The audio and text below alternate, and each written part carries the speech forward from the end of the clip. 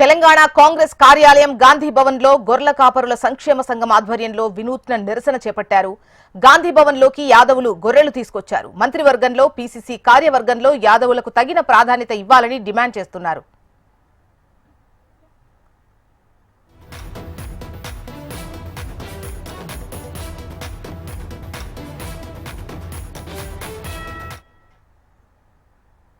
స్వాతంత్రం వచ్చి 80 సంవత్సరాలైనా ఇప్పటి వరకు కూడా యాదవ కుర్మలకు మంత్రివర్గంలో స్థానం ఉండేది. ప్రతిసారి మరి మొట్టమొదటిసారిగా సంవత్సరం అర్థమవుతుంది కాంగ్రెస్ ప్రభుత్వం ఏర్పడి ఇంతవరకు కూడా యాదవ కుర్మలకు మరి మంత్రివర్గంలో స్థానం లేదు.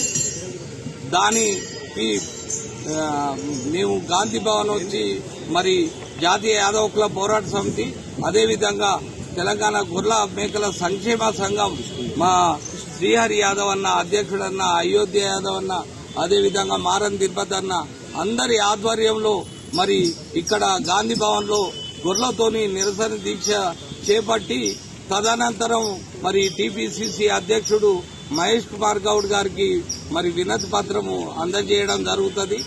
ఇది దాదాపు మేము ఎన్నోసార్లు మరి ప్రభుత్వానికి సంవత్సరం అర్థం నుంచి ఎన్నోసార్లు వినతి పత్రం ఇచ్చినాము. అయ్యా, తెలంగాణ రాష్ట్రంలో 16% ఉన్న యాదవ కుర్మలకు ఖచ్చితంగా మంత్రివర్గంలో స్థానం కల్పించాలి. అదేవిధంగా 5,000 కోట్లతోటి బడ్జెట్ తోటి యాదవ కుర్మ కార్పొరేషన్ ఏర్పాటు చేయాలి. అదేవిధంగా మరి గొర్రెల మేకల సహకార సమాఖ్య మరి ప్రభుత్వం ఏర్పడిన 2 నెలల్లోనే ఏర్పాటు చేయాలి చైర్మన్ డైరెక్టర్లు. మరి ఇప్పటి వరకు కూడా మరి చైర్మన్ డైరెక్టర్ను ఏర్పాటు చేయకుండా కాలయాపన గడుపుతోంది. తెలంగాణ కాంగ్రెస్ కార్యాలయం గాంధీ భవన్ లో గొర్రెల కాపరుల సంక్షేమ సంఘం ఆధ్వర్యంలో వినూత్న నిరసన చేపట్టారు. గాంధీ భవన్ లోకి యాదవులు గొర్రెలు తీసుకొచ్చారు. మంత్రివర్గంలో పీసీసీ కార్యవర్గంలో యాదవులకు తగిన ప్రాధాన్యత ఇవ్వాలి అని చెప్పేసి వారు డిమాండ్ చేస్తున్నారు. డీటెయిల్స్ మనకు ప్రేమ్ అందిస్తారు. ప్రేమ్,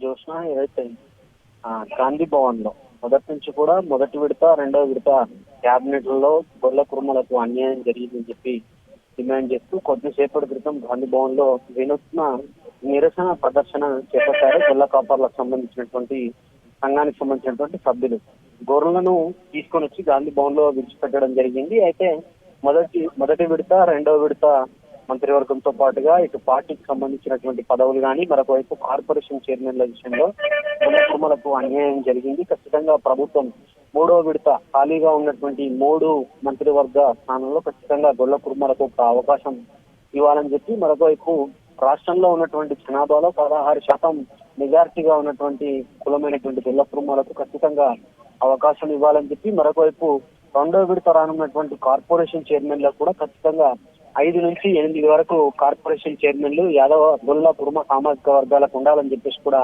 వారు కోరుతున్నారు. ఇక వర్కింగ్ ప్రెసిడెంట్, దాంతో పాటుగా మిగిలిన ఉన్నటువంటి అధికార ప్రతినిధులు ప్రతిదీ కూడా పార్టీకి సంబంధించినటువంటి పదవులలో సైతం తమ వారికి అవకాశం ఇవ్వాలని చెప్పేసి కూడా వినూత్న నిరసన ప్రదర్శన చేపట్టడం జరిగింది. ఈ రోజు, రేపు 2 రోజులు కూడా పీసీసీ చీఫ్ తో పాటు ఇన్ఛార్జ్ గాంధీ భవన్ లోనే సమావేశాలు ఉండడంతో పెద్ద ఎత్తున గాంధీ భవన్ చుట్టూ కూడా పోలీసు భారీ బందోబస్తు కూడా ఏర్పాటు చేయడం జరిగింది. మరొక వైపు ఏదైతే మంత్రివర్గంలో ఇటు కార్పొరేషన్ చైర్మన్ లో, దాంతో పాటుగా పార్టీ పదవులలో ప్రాధాన్యత లభించినటువంటి కులాలు గాంధీ భవన్ వచ్చి నిరసన చేపట్టే అవకాశం ఉంది. కాబట్టి పెద్ద ఎత్తున గాంధీ భవన్ లో పెద్ద ఎత్తున పోలీసులకు సంబంధించినటువంటి బలగాలు కూడా ఏర్పాటు చేయడం జరిగింది. చూస్తున్నాం. Okay, right Prem Kumar.